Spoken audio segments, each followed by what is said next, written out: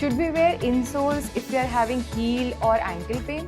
That all depends upon his pouch, That means it is a flat foot. Agar wo nahi hai, then it goes up. My strategy is more about working how to remove that jerky pressure or that impact foot. Whatever is the ground reaction force that should get absorbed in the foot. So let us understand first what exactly is a flat foot. So कब बोलते हैं कि वो flat foot है? That all depends upon this pouch, ये जो pouch दिख रहा है that is going to differentiate from a normal foot and a flat foot.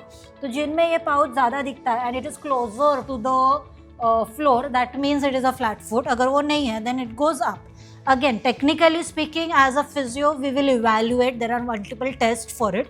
But for everybody, generally to understand it, this is how the flat foot will look like. What exactly the insoles do?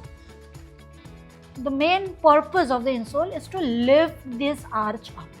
जितना अपन properly ये arch lift कर सकते हैं, that will give the stability of the foot.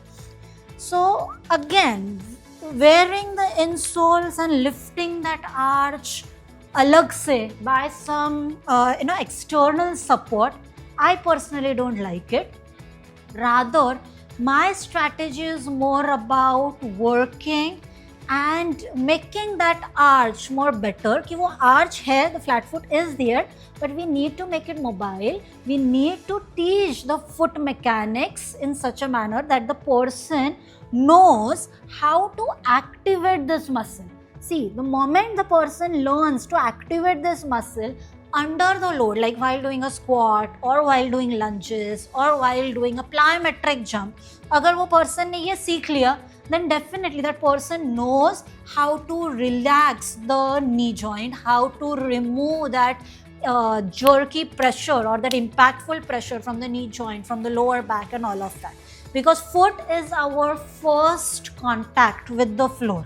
Whatever is the ground reaction force that should get absorbed in the foot, that is the main purpose.